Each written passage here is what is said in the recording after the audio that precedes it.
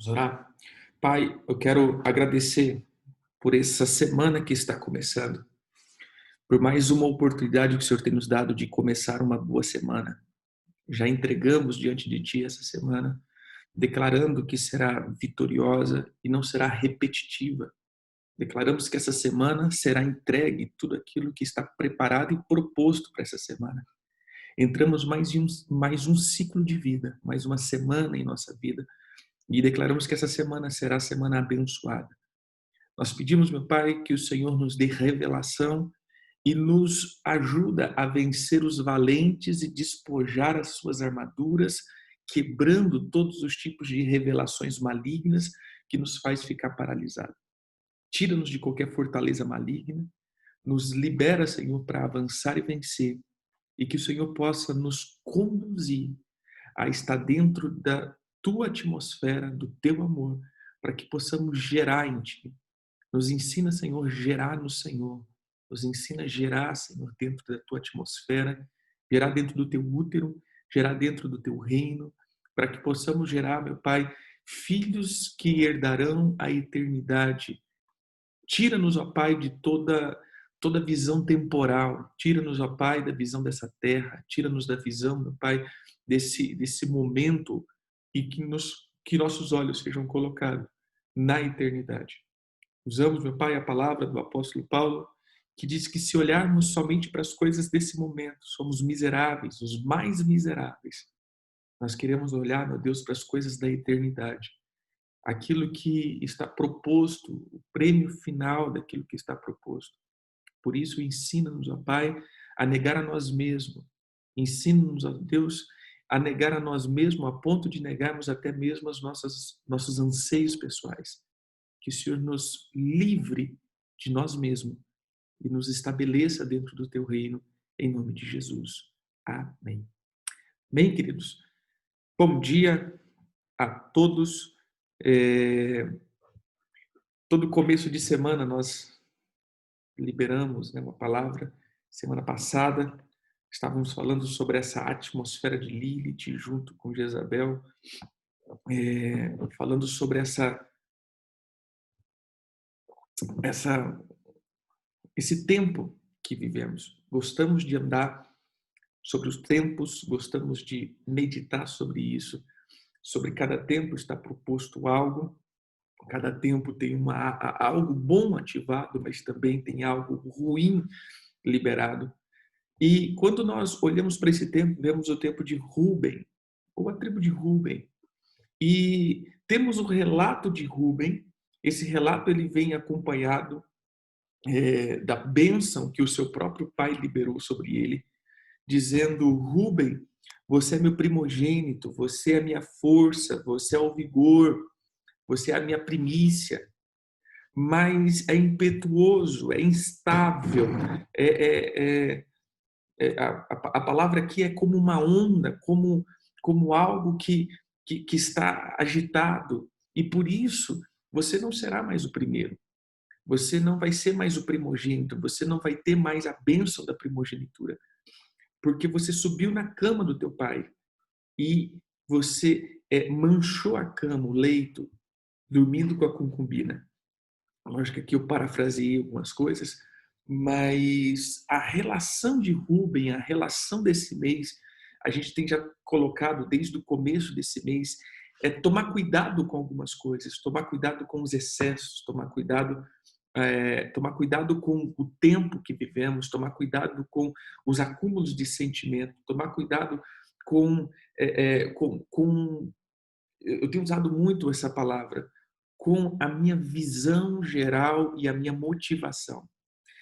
Às vezes, pessoas eu creio que já deve estar cansado de eu falar isso, sobre motivações. Sabe por quê? Porque eu comecei a entender que as motivações é o tema central da nossa vida.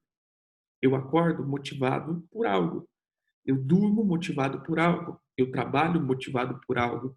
Eu vivo motivado por algo. Então, as minhas motivações vai sempre determinar onde eu vou chegar. E ao longo do tempo que os irmãos têm caminhado nesses discipulados, os irmãos estão sempre olhando e vendo, realmente dizendo: querido, cuidado com as tuas motivações. Porque estamos sendo bombardeados de todos os lados por mídia, estamos sendo bombardeados por gente, estamos sendo bombardeados por pastores, estamos sendo bombardeados por informações que sempre vão dar o que é o sinal de sucesso. Olha, o sucesso é isso daqui. O sucesso é você alcançar isso. O sucesso é você alcançar aquilo. Você ter sucesso na vida, você tem que ter um bom emprego, uma boa casa, um bom isso, um bom aquilo, um bom aquilo, um bom aquilo. Então, isso é um sinal de sucesso, é a marca do sucesso. Como nós temos a marca da beleza. Né? Para ser belos, você tem que ter tantos quilos, você tem que ter essa aparência, você tem que ser aquilo. Ou seja, enquadramos dentro do que é uma vida de sucesso e nós trilhamos essa vida de sucesso ou buscamos essa vida de sucesso até mesmo confrontando a própria perspectiva de vida do próprio Deus para nós. E isso tem feito que muitas pessoas se tornassem confusas e tem sido confusa. Uma das palavras que o Senhor trouxe no meu coração é: e se tudo o que eu tenho para você não implica em nada de que é sucesso para esse mundo? Será que você está disposto a trilhar esse caminho? E se para você o trilhar da bênção ou as promessas do Senhor não implica em nenhuma visibilidade, em nada que vai ser uau? Será que você está disposto a trilhar esse caminho do sucesso celestial? E isso tem martelado na minha cabeça há tempos, e essa semana um pouco mais. E aí, olhando para o texto de Rubem, sabe, olhando para esse texto de Rubem, que é colocado em Gênesis 49, nós vamos ver que existe mais uma expressão nesse texto, ou seja, existe o fator que fez Rubem subir à cama do pai. Então, lembre-se, estamos vivendo o tempo de Lilith, mês, onde há uma frequência que nos puxa, uma frequência que faz com que sejamos rebeldes. Essa é a palavra. Querido, toda vez que você ouvir falar sobre magia, feitiçaria, bruxaria, a gente só pensa nas obras, a gente só pensa nas porções, nós só pensamos nos frutos, esquecemos de ver raiz. Qual é a raiz da feitiçaria? Qual é a raiz da questão da bruxaria? A raiz de tudo isso chama rebelião. Quando você vê uma figura bruxa, você vê alguém rebelde, você vê alguém que é contra a visão, contra a essência, contra a pessoa chamada pai. Aqui, quando você vê o extremo da bruxaria, você vê uma pessoa que está contra Deus. É uma pessoa que luta contra Deus. É uma pessoa que luta contra as ordens e os mandamentos de Deus. Esse é uma bruxa. Esse é um feiticeiro. Então, quando nós olhamos, por exemplo, para a cultura gótica, nós vamos ver alguém que não gosta de regras, alguém que anda em uma outra regra, alguém que não se submete a governo de ninguém. Olhando agora para o espírito Lilith, você vai ver que está composto do mesmo jeito.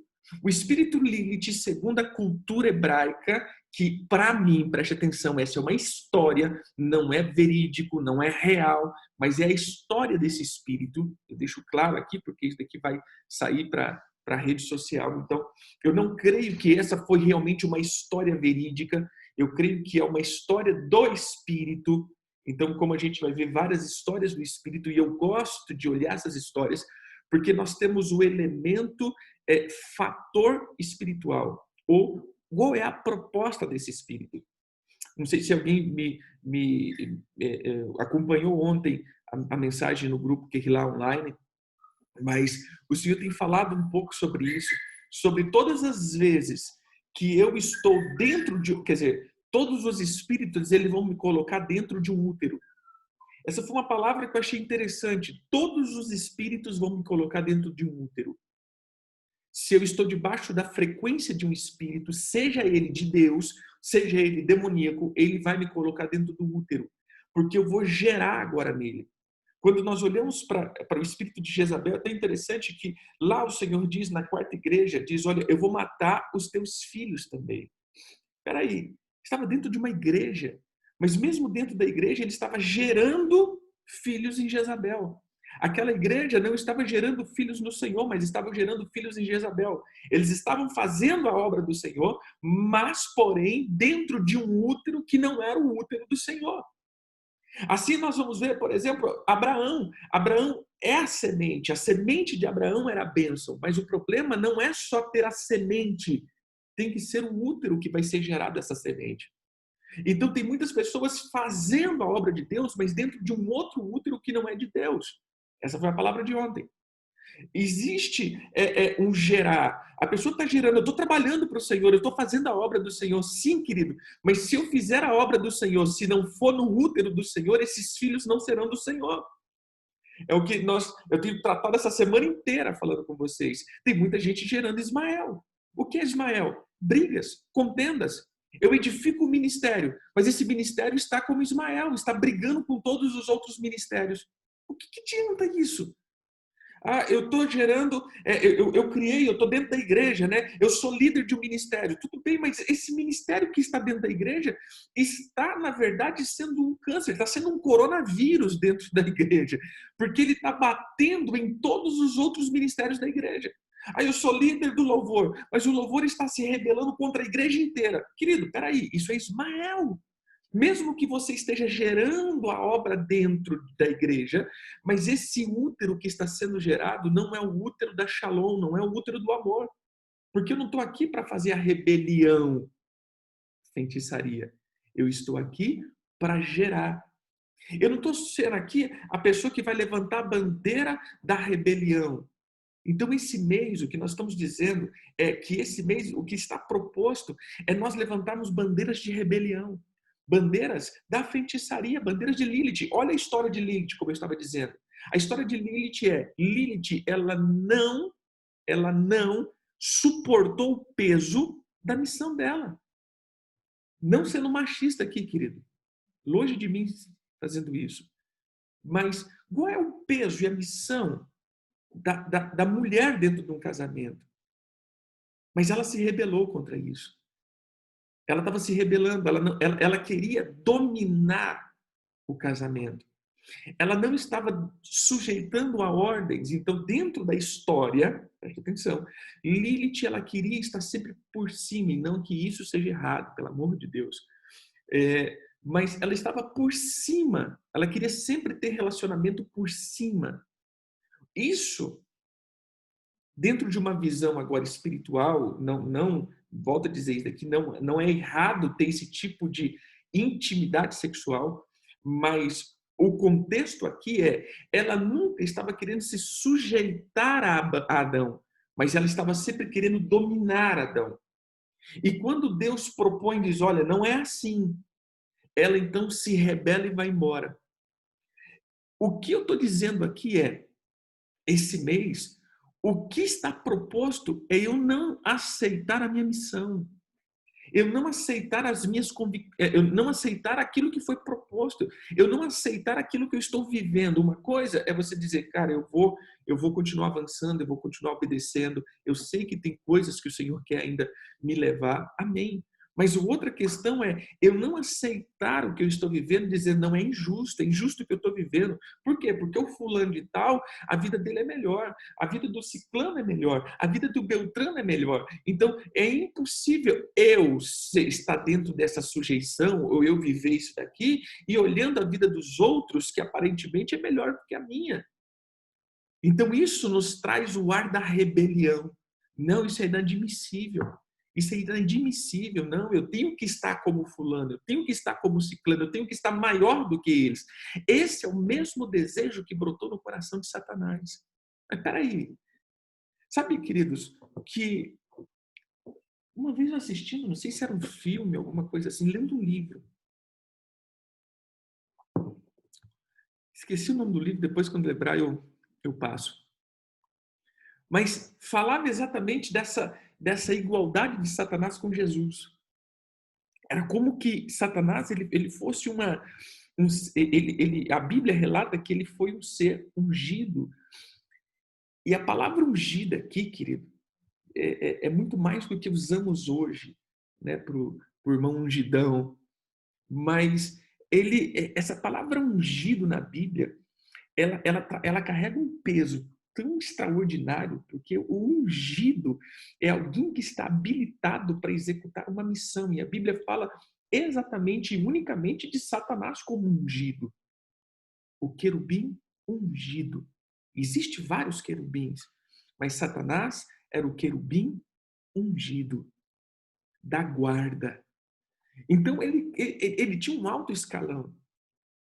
Mas é como que, sabe como dois jovens desculpa essa expressão, mas é lógico que isso não aconteceu, mas é como dois jovens que crescem junto, mas um é filho legítimo, o outro é filho adotado, mas de repente o filho adotado ele quer sabotar o filho legítimo.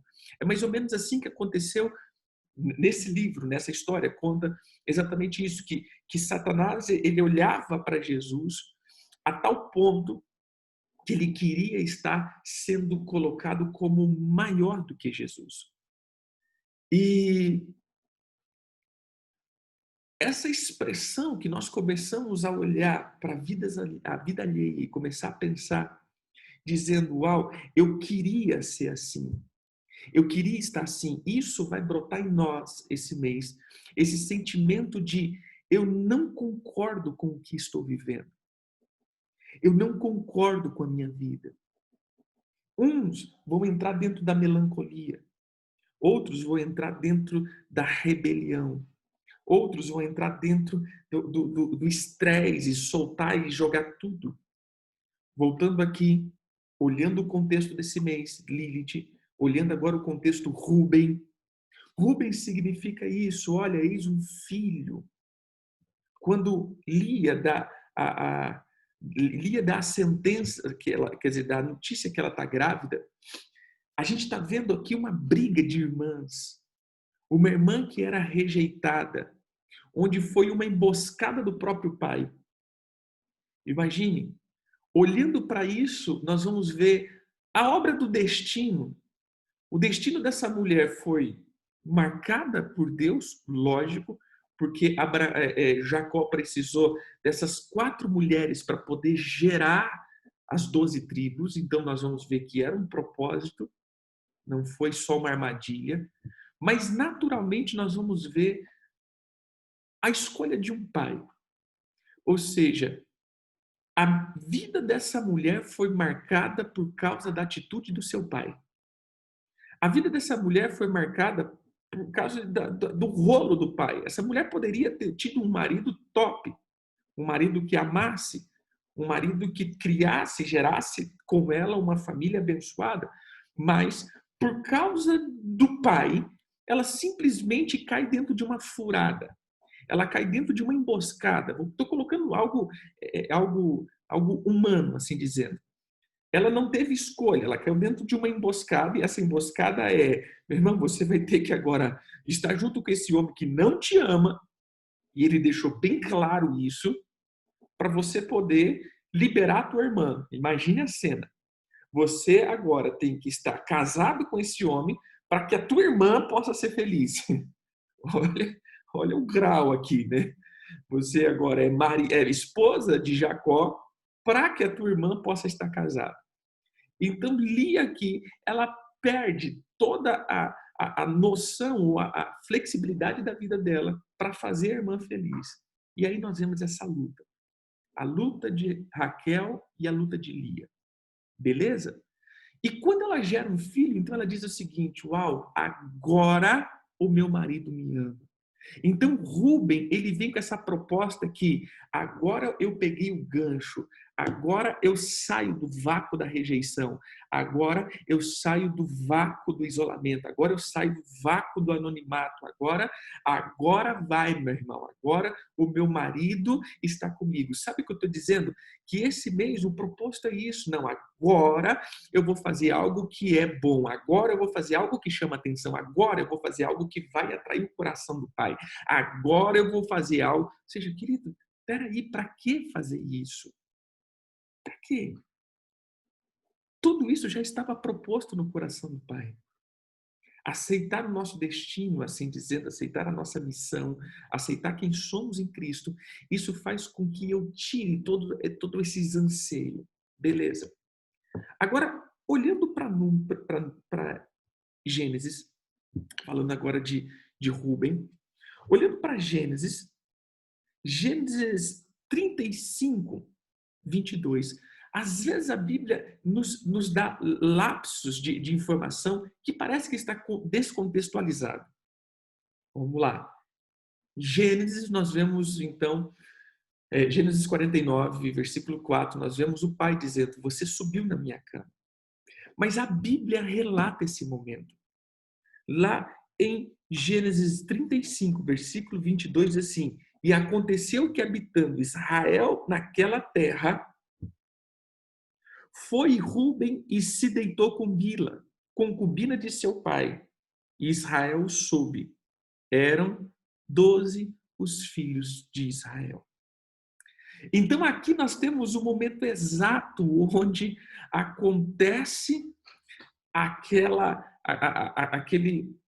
aquele fato onde faz com que Rúben agora perca a primogenitura. Chegamos no fato.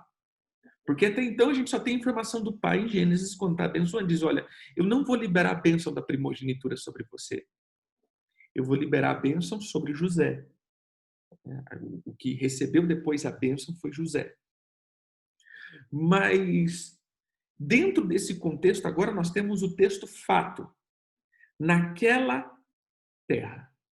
Espera aí, em que terra? Em que terra fez com que em que Rúben chutasse o pau do tabernáculo? Em que terra fez com que Rúben dissesse: cara, eu estou cansado de ver essa disputa besta, eu estou cansado de ver meu pai maltratando a minha mãe, eu estou cansado de ver essa situação, eu estou cansado de ver tudo isso. Em que terra? Sabe, por boa coincidência, essa terra se chama exatamente perto de uma torre chamada Torre de Éder. Exatamente perto dessa torre. A Torre de Éder. Se você colocar lá, está lá no versículo 21. E então partiu Israel e armou a sua tenda além da Torre de Éder. A palavra torre aqui, olha que interessante, significa uma cama elevada. Uma cama que está suspensa. Então vamos lá. No lugar da cama suspensa, o nosso querido Rúben, ele simplesmente bota tudo a perder. Então nós estamos dizendo de um filho que agora é o primogênito, que ele para de ganhar essa bênção, porque não é só, querido, a bênção física, a bênção do primogênito é a bênção espiritual. Então nós vamos ver que na cama elevada foi onde ele perde o direito de ser o primogênito. Estamos dizendo que esse mês estamos vivendo a cama elevada. Sabe, a cama elevada, e se olharmos para o contexto Lilith, uma das visões que nós vamos ter de Lilith é dos ícubos e súcubos, espíritos que visitam sexualmente as pessoas, espíritos que vêm fecundar e gerar junto com as pessoas. E a palavra éder significa rebanho. Então, na cama elevada onde se gera o rebanho, há uma torre de vigia. Essa era uma torre onde os pastores ficavam olhando e cuidando dos seus rebanhos. Era um lugar alto. Mas aqui era o lugar de gerar ovelhas. No lugar de gerar, Rúben gera uma outra coisa. E volta de novo. Então, esse mês é um mês onde eu tenho que ver a motivação do meu gerar. Lembra, estamos no mês de Tammuz. E o mês de Tammuz foi quando o povo gerou a falsa adoração, onde o povo gerou o Deus que estava no coração deles. A proposta foi boa, porque eles disseram: precisamos voltar, não estamos ouvindo mais voz de ninguém. Esse certo Moisés subiu e sumiu. Eu creio que esse cara morreu, então nós precisamos agora ser conduzido para a promessa. Precisamos ser conduzido para aquilo que Deus quer para nós. Então vamos fazer o seguinte, vamos dar forma àquilo que está dentro do nosso coração, vamos gerar o nosso Deus. E aí então, eles chamam, querido, eles não chamam o feiticeiro, eles não chamam o macumbeiro, eles não chamam o bruxo, eles chamam Arão, o cara que era a voz ministerial, a voz sacerdotal de Israel, e eles chamam a pessoa certa. Eles estavam gerando dentro da pessoa certa. Falaram, precisamos do Deus que estava falando com Moisés, precisamos ouvir a voz desse Deus para continuar. E Arão fala assim, sem hesitar, cara, me dá os pendentes de ouro, me dá as coisas melhores que vocês têm, me dá todos os frutos bons que vocês têm. E aí ele faz um baita de um bezerro. Sabe por quê? Porque essa imagem que ele tinha, novamente eu digo, temos Arão, que é o cara top, que é o próprio Deus dizendo, a boca dele, a boca que falaria por Moisés. Nós temos o povo de Israel, uma nação escolhida. Nós temos uma circunstância onde eles estão buscando a presença de Deus e a voz de Deus, porque agora Moisés não estava mais falando. Ou seja, todas as circunstâncias eram circunstâncias boas, favoráveis, que daria então que daria um bom futuro, assim dizendo. Tudo indicaria para um bom futuro, mas o útero não era o bom. E esse útero não gerou a presença de Deus, esse útero gerou Tamuz. Estamos exatamente nesse mês, olhando para todos os fatos.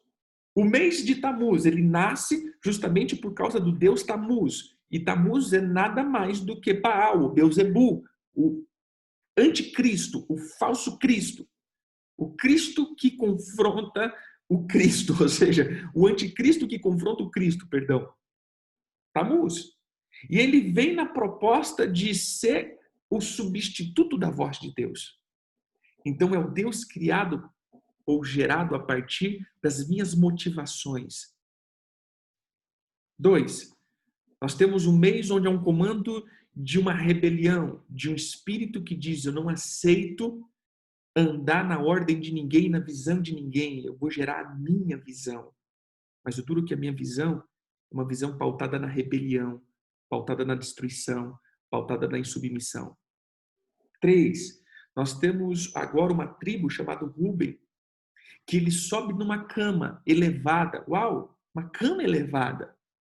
Querido, a cama era boa. Eu vejo isso. A torre de Éder era uma boa torre. Confirmo, é uma torre top. A torre de Éder era uma torre top das galáxias. Era a torre de vigia dos pastores. Sabe onde essa torre estava?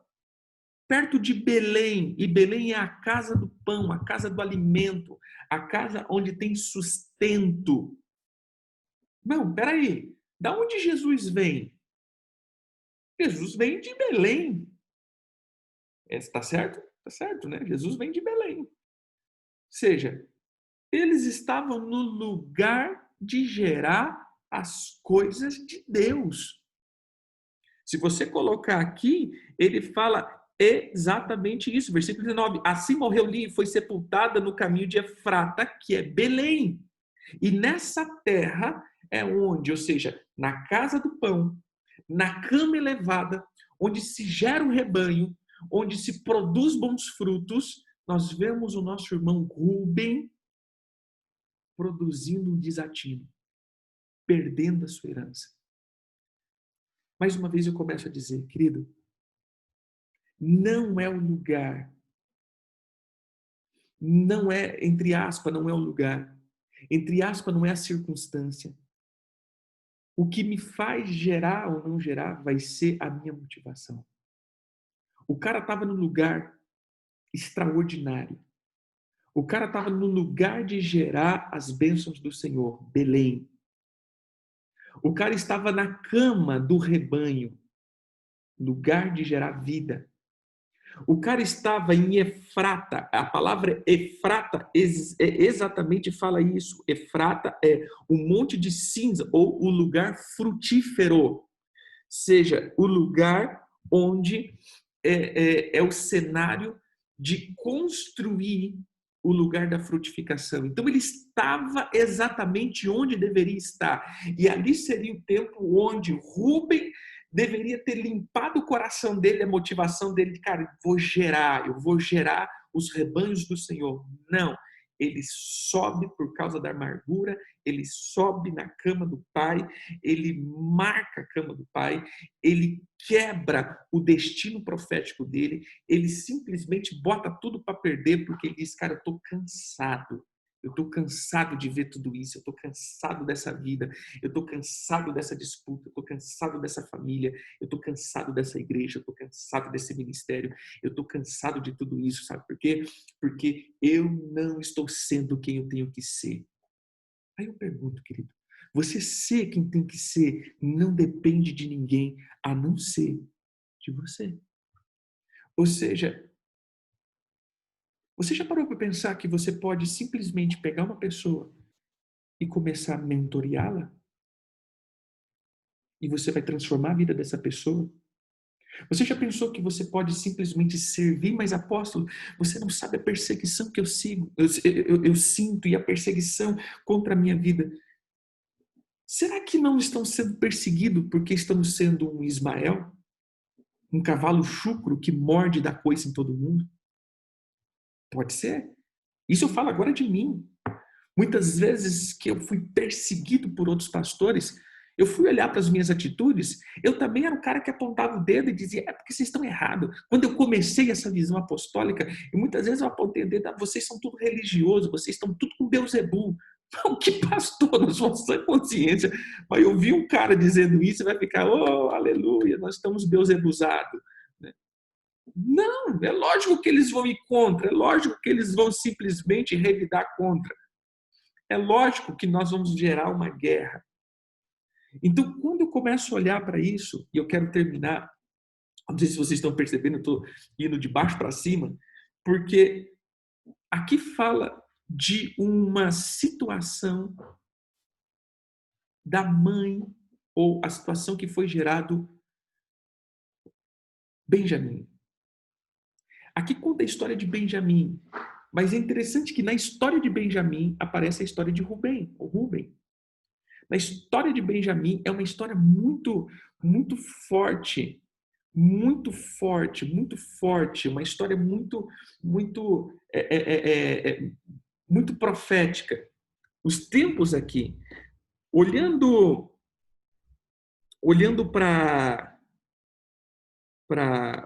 Gênesis 35, que conta a história de Benjamim, você vai ver que no começo de Gênesis 35, o que está acontecendo?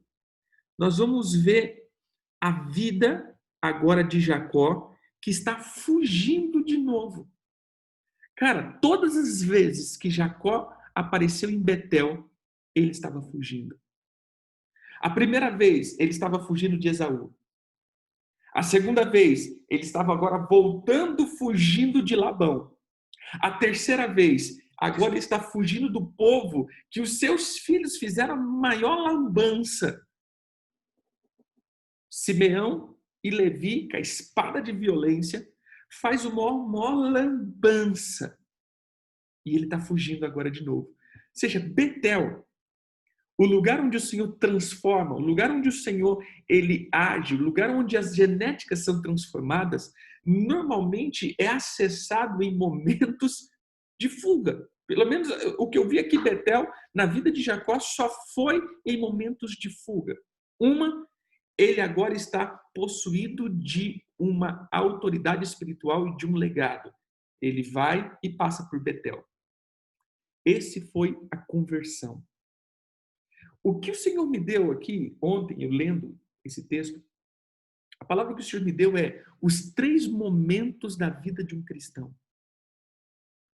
O primeiro momento é o momento da conversão, que ele vai para Betel.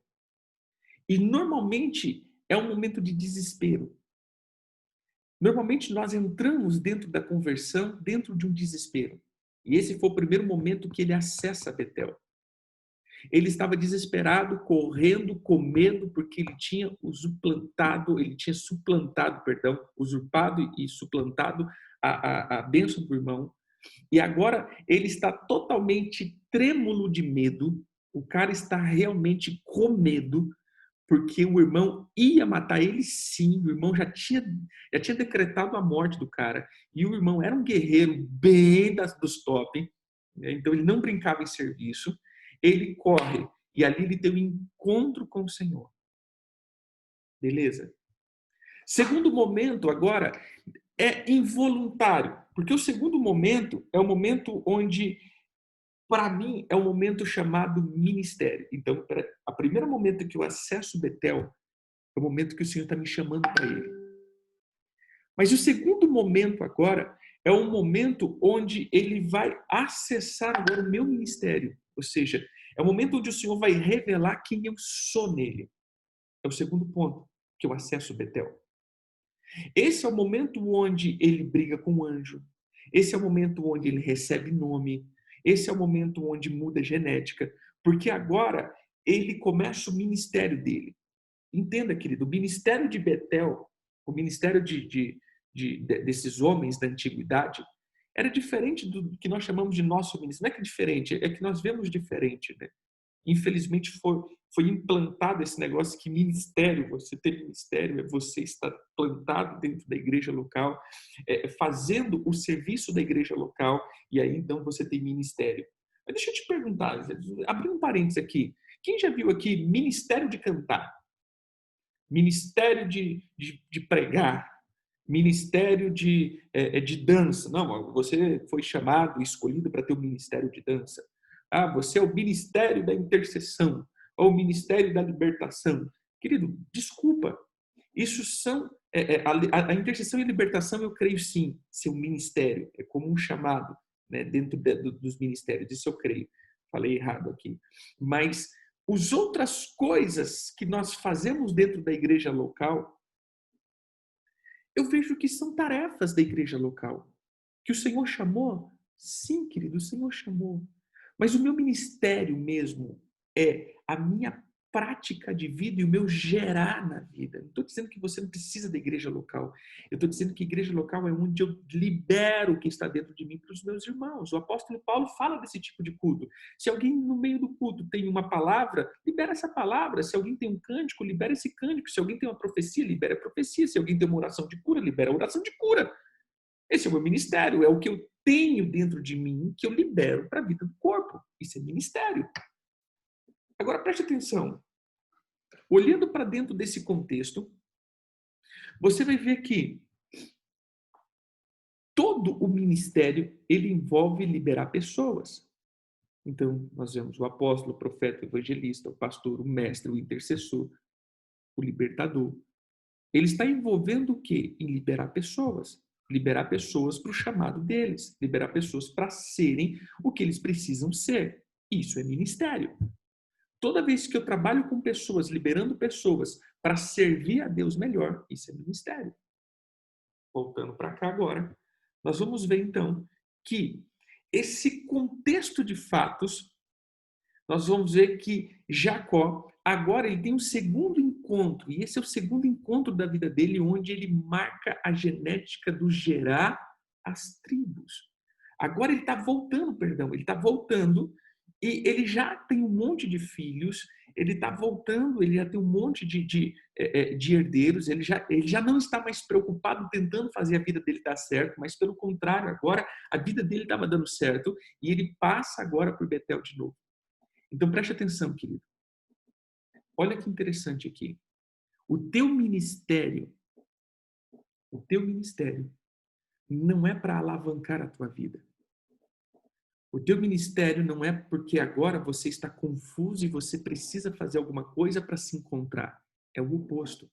Eu me encontrei no Senhor. Eu já estou resolvido. As minhas heranças já estão comigo. Eu já estou acoplado de heranças e bens. Agora eu vou servir o Senhor consciente do que eu estou fazendo.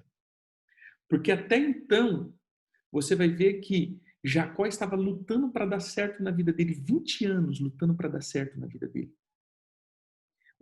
O sogro mudando salário, o sogro mudando vida, o sogro mudando herança, o sogro suplantando, como ele foi o usurpador, o sogro estava fazendo a mesma coisa, a lei da semeadura. E de repente ele vê que o sogro está com a cara totalmente amarrada, os filhos do sogro que são os cunhados estão já todo mundo nervoso porque agora ele tinha tomado, e a palavra aqui, aqueles que já ouviram aquela mensagem que nós ministramos sobre kavod, glória, a palavra glória significa isso, essa transferência de riqueza, essa transferência de herança. A primeira vez que aparece a palavra kavod na Bíblia está dizendo exatamente isso. É esse texto de Gênesis quando diz que, quando o povo diz assim, o Senhor transferiu a kavod do nosso pai para você. Ou seja, riqueza. A primeira vez que a palavra kavod aparece na Bíblia, ele vem com um tom de riqueza. O Senhor tirou a riqueza do nosso pai e deu para Jacó. O Senhor tirou a glória. Então, quando essa glória é acessada, as riquezas também vêm, as revelações também vêm, tudo vem, ou seja, é como um imã que atrai tudo essa kavod. Beleza? Agora, estamos falando do terceiro fato. E o terceiro fato de Betel é o lugar de domínio, é o lugar de governo. Agora Jacó passa a exercer o lugar de governo. E é tão interessante que a palavra diz que quando aquele Siquém e todo aquele bando daquela terra está usurpando Diná, usurpando a filha, o útero gerador daquela família, e planta. E é tão interessante que a Bíblia diz o seguinte: olha a palavra do pai de Siquém. Queridos irmãos, cidadãos dessa cidade, vamos fazer aliança com esse povo, porque esse povo é povo muito rico. Jacó não tinha isso. Jacó, para mim, ele barrelou nisso. Mas pegando aqui olha o que o rei diz: o gado desse povo não será nosso, os bens desse povo não será nosso. Ou seja, vamos ajuntar a família, meu irmão. Nós vamos tomar a herança desse povo para nós. Olha que coisa boa. E foi exatamente o que eles queriam. Se quem toma a herança de Ná, violenta ela e dá um ar de romance. E nesse ponto, Jacó ele fica sossegado porque era uma nação mais forte, ele não conseguiria lutar. E os dois filhos faz aquela lambança toda. E o próprio Deus diz: volta para Betel. Volta para Betel. Eu vou falar com você. E a Bíblia diz que quando eles saíram, o terror do Senhor ia na frente, atrás e do lado. Meu irmão, essa para mim é a maior arma que existe, o terror do Senhor. O terror do Senhor ia contra os inimigos, que os inimigos se borrava de medo e ninguém ousou ir atrás de Jacó. E Jacó chega então em, em Efrata, em Betel. Versículo 16, aí eu termino. Já passei do meu horário faz muito século. Vamos lá. Diz assim: partindo de Betel, ou seja, eles foram para Betel, e depois que ele saiu de Betel, e havendo ainda pequena distância para chegar em Efrata, ou seja, saiu do lugar de visitação, a terceira vez agora estava em Betel, e agora estava indo para Efrata, a torre de Éder, eles estavam indo para o leito do rebanho, e aí diz, e no meio, deu à luz Raquel um filho, cujo nascimento lhe foi penoso. Eu estava vendo, querido, sabe o que significa Raquel? Olha as coincidências. Raquel significa ovelha. E ela deu à luz na cama das ovelhas. Interessante isso. E na cama das ovelhas, ela deu à luz e morreu. E a ovelha morreu, e aí surgiu o filho da mão direita. Aqui vem uma chave, querido. 3 vezes eu tenho que ir para Betel. Uma na minha conversão. Outra no meu chamado. eu vou para lá de novo. Agora, quando eu já estou resolvido na minha conversão, minha vida já está crucificada em Cristo, a minha vida já está resolvida em Cristo, agora eu vou servir o meu irmão. Se você cumpre ministério sem estar resolvido na tua identidade, você não vai ser ministro, você vai ser feiticeiro, você vai ser usurpador, você vai ser implantador, você vai ser um Jacó, querido, e não Israel. E é muito interessante isso, porque você vai ver que essa dubiedade, essa questão de palavras, que ele diz assim, partiu, perdão, versículo 20, sobre a sepultura de Raquel, levantou Jacó, uma coluna que existe até o dia de hoje. Então partiu Israel. Irmão, olha que interessante. Chega Jacó, avança Israel. Jacó é o homem natural. Israel, o homem espiritual. Jacó, ele levanta o altar, levanta o monumento da sepultura da ovelha. Mas sai dali agora o homem espiritual, Israel. E ele vai e ele parte para a terra da cama do rebanho. A terceiro fato, ou terceiro momento, é quando a ovelha que está dentro de nós morre. Você não conseguirá ter a tua identidade ministerial enquanto a ovelha não morrer. A Raquel vai ter que morrer, querido.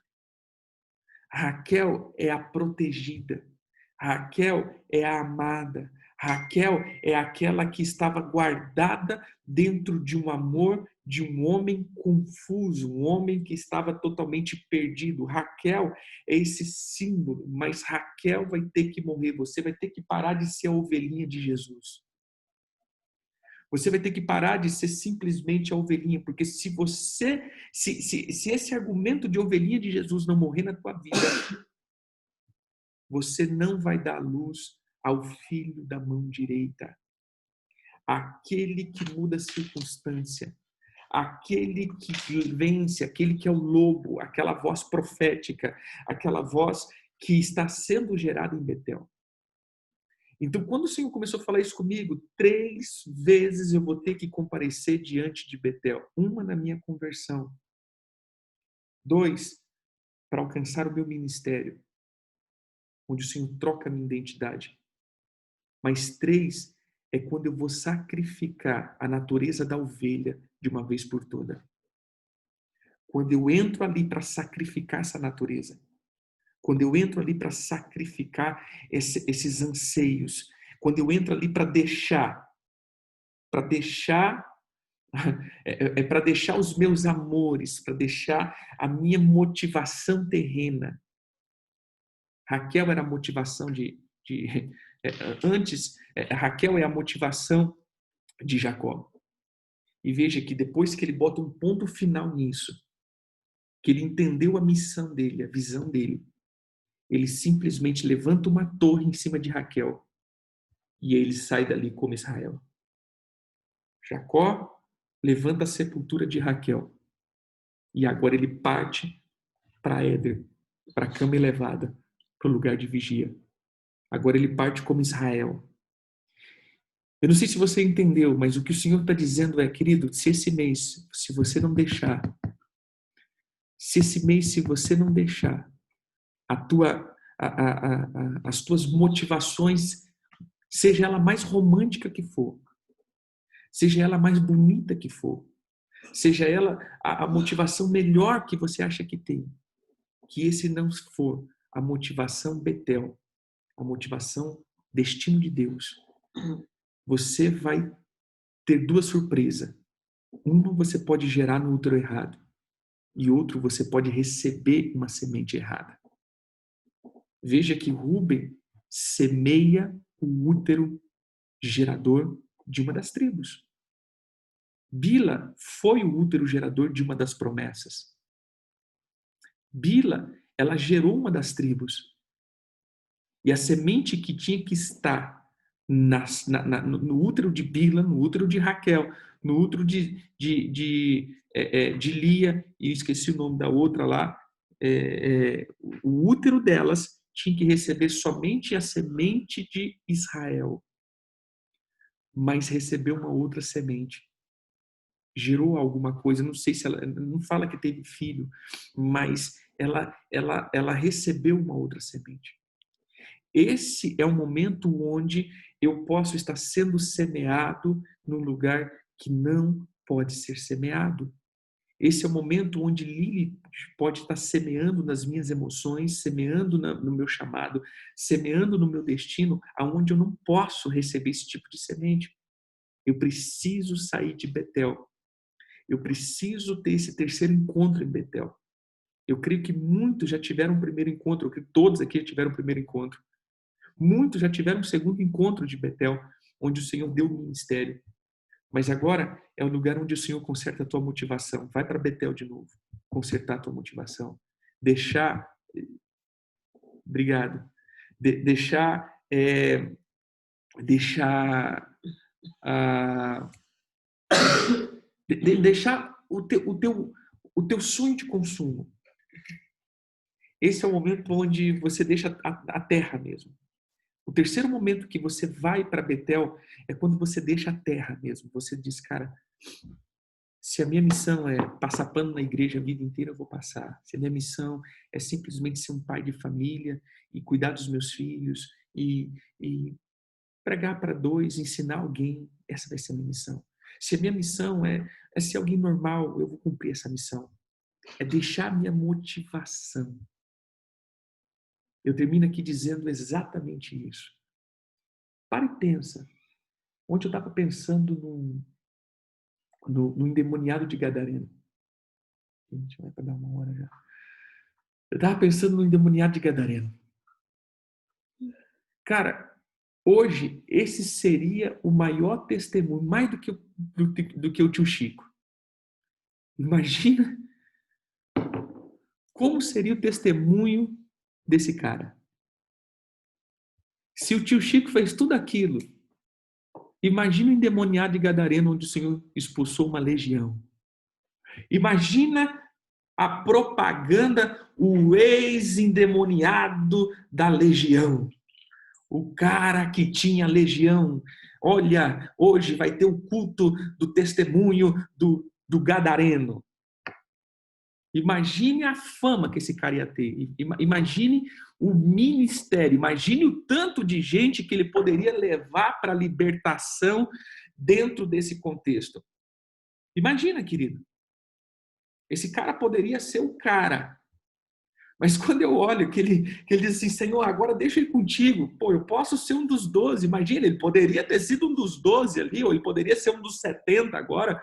Por quê? Porque ele participou de uma obra tremenda de libertação. E simplesmente o Senhor diz, não, volta para tua casa. E fala o que Deus fez para você. O cara que poderia ser uma bomba, o Senhor diz, não, volta para tua casa. Volta para tua casa, seja o marido que você nunca foi. Volta para tua casa, seja o filho que você nunca foi. Volta para tua casa, seja quem você nunca foi. Conserta essas lacunas. E a história desse cara acaba. Entre aspas. Vemos que ele evangelizou praticamente uma cidade inteira. Ele não precisou de um super chamado. Ele simplesmente foi falar o que Deus fez por ele. Foi um cara simples, que participou de um momento tremendo. Mas esse cara conquistou algo que poucos conquistaram. Ele levou praticamente quase uma cidade ao arrependimento aos pés do Senhor. Não sei se você já parou para pensar, querido, que pessoas que tiveram uma história tão simples na Bíblia fizeram tantas coisas. A mulher do poço, ela foi responsável de levar uma cidade inteira aos pés do Senhor. Era uma mulher que estava no poço tirando água, que simplesmente entende a revelação de Jesus. Eu não sei se você está entendendo isso. Sabe que o Senhor começou a tratar e tem tratado isso há anos. Até mesmo no meu coração, hoje, isso é muito mais tranquilo. Às vezes você pode falar, apóstolo, mas você já conseguiu alcançar alguma coisa. Sim, querido, hoje eu consegui alcançar alguma coisa dentro da minha motivação. As coisas vêm, na verdade, fora daquilo que a gente está planejando. É algo que o Senhor vai fazendo, mas eu entendi por causa da motivação, porque enquanto a minha motivação era crescimento, eu não saí do lugar. Eu não saí do lugar. Eu patinei muito, já estou nessa onda há 10 anos. Mais de 10 anos eu já estou pregando isso que vocês me veem pregar, que hoje muitas pessoas falam assim, uau, apóstolo, que tremendo. Mas, queridos, eu falo isso daí já faz muito tempo. Mas por que hoje isso está sendo divulgado e há tempos atrás, tipo assim, estávamos escondidos? Sabe por quê? Porque a motivação é errada. Precisamos ir para a terceira vez para Betel. Precisamos ir para a terceira vez para Betel. Eu estou olhando aqui, né, no meu, as câmerazinhas, o pastor André aqui que sabe, né, quanto tempo a gente caminhou. Ele foi uma das pessoas que me ouviu muito, resmungando muitas vezes, né, falando, cara, as coisas não acontecem, porque esse negócio não dá certo, o Revolts, né, muitas vezes Revolts, porque o pessoal não me alavanca, o pessoal não me bota para cima, porque, tipo assim, ninguém me dá oportunidade, né? Quantas vezes o pastor André ia lá na casa depois de algumas escolas, chegava na casa dele, revoltos da vida, e de repente a gente vê hoje, cara, tranquilo, dizendo, mano, te acalma, calma o teu coração, vai dar tudo certo, faz o teu chamado, se é para 1, para 2, para 10, para 15, para uma nação, para uma multidão, não importa para Deus. Não importa para Deus se é uma multidão, o que importa para Deus é a obediência. Simples. Questão o alcance. Veja, Jesus pegou 12 apóstolos. Uau! Deu um título, 12 apóstolos. E os caras têm uma cadeira lá na Nova Jerusalém, tem uma porta do nome dele. Agora, para e pensa, irmão. O que Tomé fez? Ninguém sabe. Agora nós vemos uma senhorinha tiradora de água do poço, que não tinha título de apóstolo, não tinha título de profeta. Pelo contrário, muitos pregadores botam o título de prostituta, desculpa a palavra, sem vergonha e vagabunda, que tinha 5 maridos e estava com o sexto. Mas essa mulher conta a Bíblia que ganhou uma cidade inteira para Jesus. E o apóstolo Tomé sumiu do mapa. Sabe, irmão, muitas vezes, ou todas as vezes, perdão, o Senhor vai precisar nos levar para Betel. Eu estou te convidando pela terceira vez a ir para Betel. Vai para Betel, querido.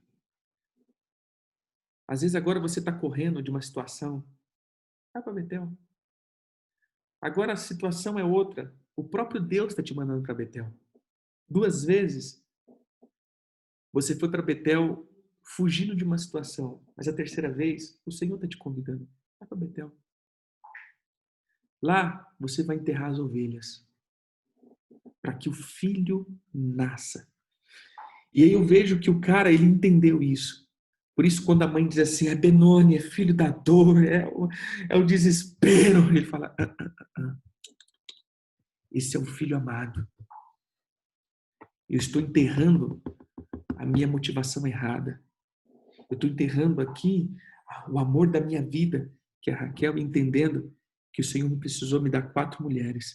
Porque eu tivesse só a Raquel, eu teria só 2 filhos. E o Senhor queria gerar 12 filhos. Eu precisei de 4 úteros. Eu precisei consertar minhas motivações.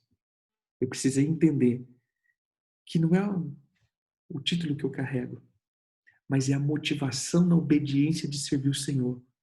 É isso. Se é para me fazer isso daqui com uma pessoa, eu vou fazer feliz. Se é para fazer com 10 pessoas, eu vou fazer feliz. Sabe, querido, às vezes eu sento para dar aula para 5 pessoas, ligo meu Zoom aqui e sento para dar aula para 3 pessoas.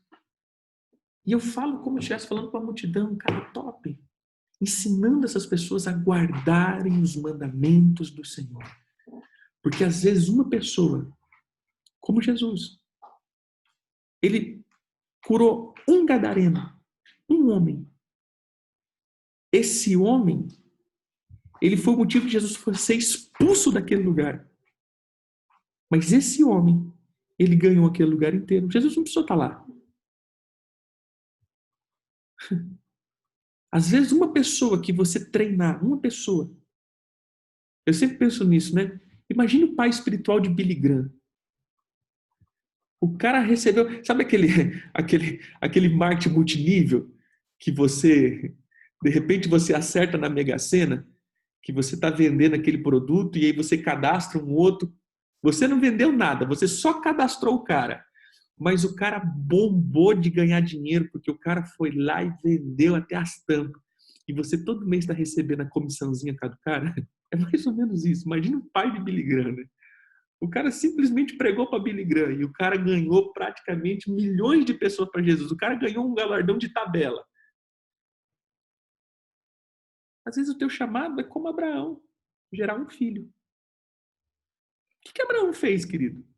Gerou um filho. Só. A gente vê a história de Abraão, mas a missão de Abraão foi gerar um filho. Então, pare e pensa hoje nisso. Que você comece hoje entendendo em que útero você está gerando as coisas. Essa é a palavra que eu deixo para você. Pai, eu oro pelos meus irmãos, pedindo para que o Senhor leve eles para Betel. Nesse terceiro encontro, onde nós enterramos as nossas maiores motivações pessoais, os nossos amores, para que nasça o filho, para que a genética do filho nasça. Livra-nos, ó Pai, de Lilith, que semeia, tenta semear na nossa terra, no nosso campo. Livra-nos, ó Pai, de entrarmos dentro dessa cama elevada e ser semeado por outro que não seja o Senhor. Ensina-nos hoje a erguer uma coluna, dizendo, Senhor, vamos gerar filhos do Senhor, que exalta o teu nome. E não vamos gerar um exército denominacional. Não vamos gerar um exército de rebeldes e revoltados. Mas nós vamos gerar, Senhor, filhos que glorificam o teu nome. Em nome de Jesus. Amém. Amém, queridos? Que o Eterno abençoe. Um ótimo começo de semana. E declaro, essa semana não se repetirá ciclos. Essa semana será uma semana de desatar destino profético. Que o Senhor libere sobre você tudo o que é necessário. Que o Eterno abençoe. Um grande abraço.